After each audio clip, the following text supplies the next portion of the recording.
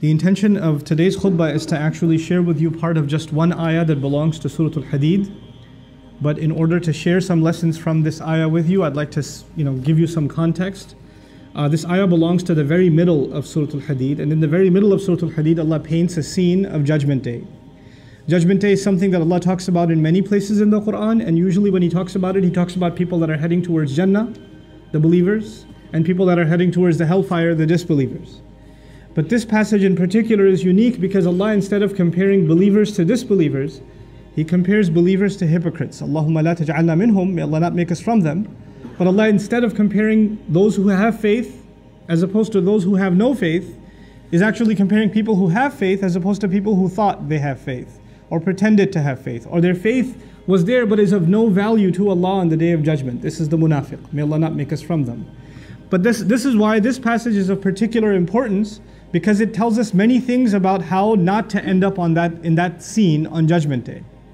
To summarize what's going on in this passage, Allah Azza wa Jalla says that on the Day of Judgment, believers, when they stand, the Prophet ﷺ will be able to see them. يَوْمَ تَرَى, meaning Ishara ila Rasul sallallahu alaihi wasallam. The messenger can see the entire ummah, al-mu'minina wal-mu'minat, believing men and women, يَسْعَى نُورُهُمْ بَيْنَ أَيْدِيهِمْ وَبِأَيْمَانِهِمْ.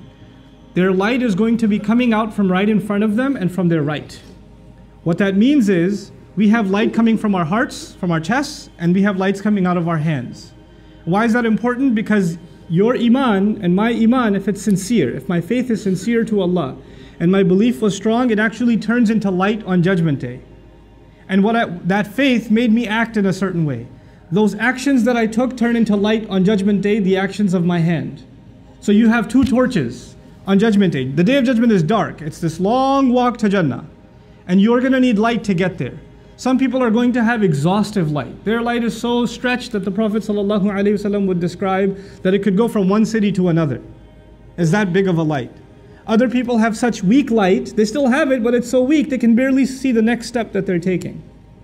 So there are people with different capacities of light, and they are now making their way, and Allah is congratulating them because they at least have light, as opposed to people who have no light. They don't have any chance of getting to Jannah. They can't see a path.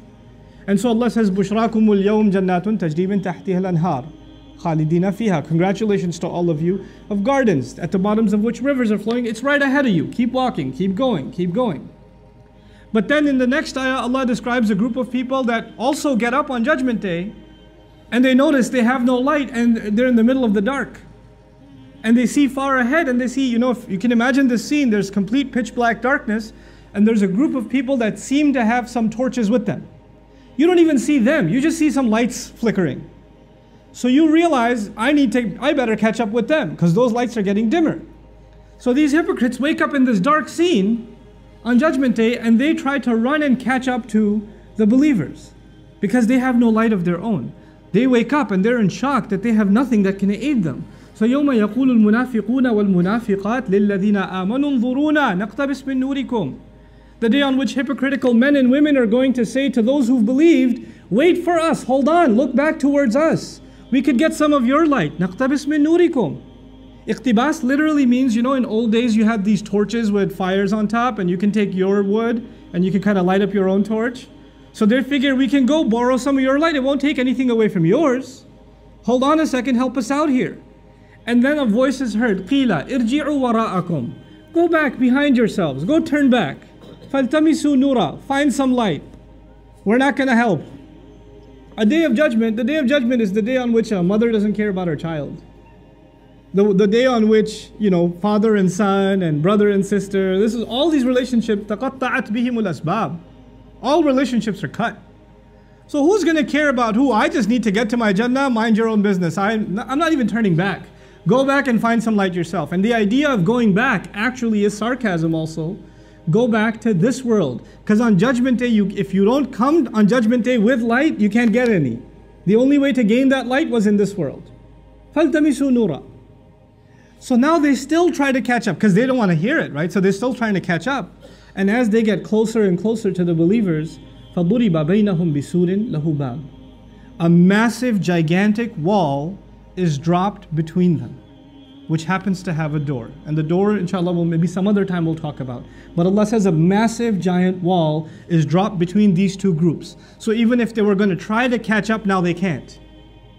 As the wall is dropped, Allah says, بَاطِنُهُ فِيهِ الرَّحْمَةِ. The side they can no longer see, the hidden side of it, that's got mercy and love and care in it.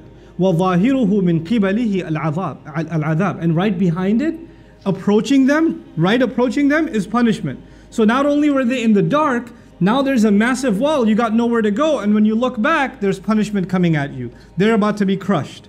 So these hypocrites, may Allah not make us from them, become desperate. So they call out, and they say, أَلَمْ نَكُمْ مَعَكُمْ. Didn't we used to be with you? Weren't we with you? So they're asking for the people of the other side. Apparently the door can be opened from the other side. Open up, guys, come on, we used to be with you. And so a desperate call is made.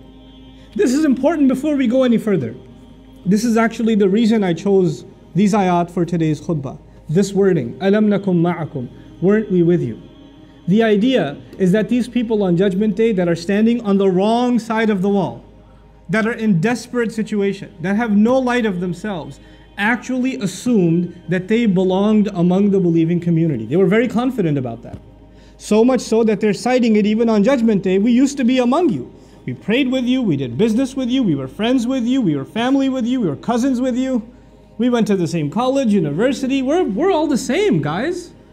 How are we separated today? Why is this separation happening today?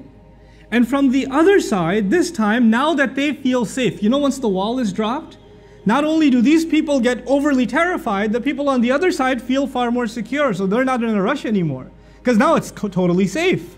So now they take their time and actually answer them and say, well, here's why you're not with us today. Here's why you're not with us today. The first thing the people of heaven told them was you have to go get some of your own light. فَالْتَمِسُوا نُورًا. Find some light on your own. Go back and get it. Apparently you don't have any light. And then they're in shock. We used to be with you. We should have had light just like you have light. So now the people of Jannah are going to describe how these people who used to have light, they used to have light, they used to have faith. How did they lose it? How did they end up bankrupt on Judgment Day? And this ayah is particularly profound because then it will give us an insight into how does someone lose their iman. How does someone end up taking the most priceless treasure that they can have in this life, our faith, and end up squandering it and losing it. It doesn't happen overnight. You don't just lose your iman. It's a process. And that process has been described in these timeless words. Bala, of course you used to be with us. وَلَكِنَّكُمْ فَتَنْتُمْ أَنفُسَكُمْ. However, you put yourselves, I'll do a rough translation first and I'll explain. Number one, you put yourselves in fitna, you put yourselves in trial. Fatana in Arabic actually means to put something to the test. Fatana is also used when you test the purity of gold and you melt it and impurities come out. Gold doesn't go through an easy test, it goes through a painful burning test. The idea of fatantum anfusakum, there are many lessons associated with it. For the purposes of this khutbah, I'll highlight one of them. You kept putting yourselves in situations where your faith gets tested. Try to understand what that means. You kept putting yourself in environments where you knew it was bad for you, but you said, no, I can handle it. I got this.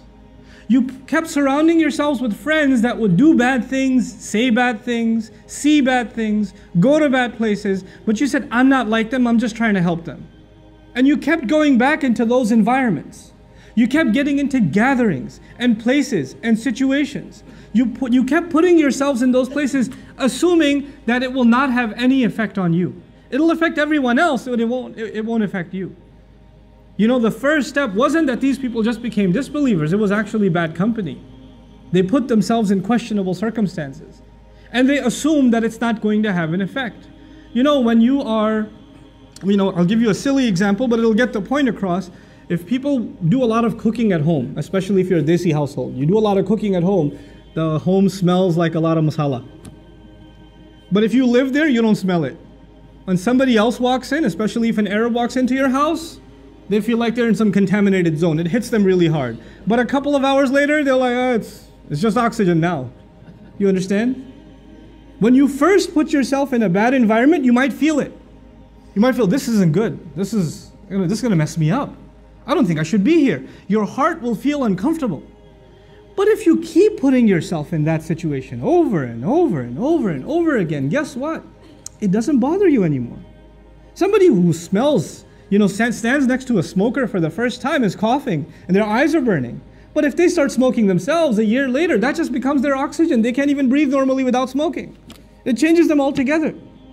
The first problem was you surrounded yourselves in a bad environment. فَتَنْتُمْ أَنفُسَكُمْ. What was the second problem? The second problem was وَتَرَبَّصْتُمْ. You kept procrastinating. Now what does that mean? That means you realized it's bad, and you also realized in your own conscience, I should change, but you told yourself, I'll change pretty soon, inshallah. I'm going to change. I know I have to change. I know this is bad. Just one more week, and I'm going to be a different person. Man, just this semester, I got these messed up friends right now, and I can't really make them upset, so I'm going to keep hanging out with them. But next semester, I'm totally doing a different schedule. I'm not going to be around these guys anymore. But let me just write out this semester. Just this one more month, I'm doing this. Just this one more weekend. Just this one or two more party. Just one or two more drinks. That you keep telling yourself just a little bit more, little bit more, little bit more. And then people tell, my favorite one, Ramadan is right around the corner. It's just 10 more months, 11 more months. Once Ramadan comes, man, I'll be totally different. And I plan to go to Hajj. Once I go to Hajj, you watch, I'm going to be a different person. But until then, just make dua for me. Tarabbastum. You didn't want to make a change today, right now. You assumed, not only are you putting yourselves in a bad environment, you're not ready to make a transformation right now. It's too much for you to be asked. You'd rather just stick it out. You'd rather just enjoy a little bit more. This is what tarabbastum. But you know what? And you assumed, by the way, this also has an assumption. The first assumption was it doesn't affect you. It doesn't have an impact on you, but it does. Something really bad becomes normal to you over time. You get desensitized. What is the effect of tarabbus, of holding off and holding off and holding off? Actually, you assume that you can put the brakes on at any time. And you can walk away from all of it whenever you want. I'm not addicted. I don't need this. I'm not hooked on it. I could just walk away whenever I feel like. The truth of it is, that's not the case. The longer you stay, the more addicted you become, and the more impossible you feel, it's impossible for you to get out of it. You're completely immersed. You're completely drowned. And you don't even know anymore what it is to be outside of this environment. And then you start telling yourself, it's too late for me. And when that happens, a guilt sets in. The guilt sets in that I'm pretty messed up. Man, I've been doing sins.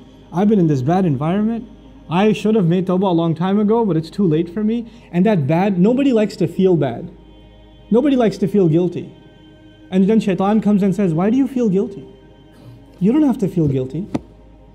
The only thing that's making you feel guilty is this Islam thing. Islam says this is haram and that's a sin and that's a sin and you can't do this and you can't say that and you can't go there. Islam keeps making you feel bad, man. I want you to feel good. How true is Islam anyway? And now the thoughts start running in this person's mind, a man or a woman. Why am I even following Islam? It seems like it just wants me not to be happy. I just want to live my life, man. I just want to be free. I just want to be able to do what I want. I just want to be able to hang out with my friends. I'm not so sure about the Quran anyway. How do we even know there is a God? How do we even know? What's this hadith business? I mean, how do we even know it's authentic? And so you have this young man or woman, this Zainab, this Ali, this Fatima, this Abdullah, this Kareem, these beautiful names, and now they're starting to ask questions about, I'm not so sure about this Islam. I don't know. I have doubts. I have serious doubts. And these are not PhDs in philosophy, nor do they have exhaustive education in Islamic history where they studied it and they started developing doubts. No. They were in a bad environment. They didn't change themselves. That is the process. I've talked to hundreds of these people that literally lived this ayah. They live this ayah. And then they get to a point where they have doubts. But their doubts have nothing to do with logic or reason. As a matter of fact, when you answer one doubt, they go to the next doubt. When you answer that one, they go to the next one. When you answer that one, you go to the next one. Then you say, hold on a second. So how long ago did you start ending up in questionable kinds of company? And then the truth starts coming out.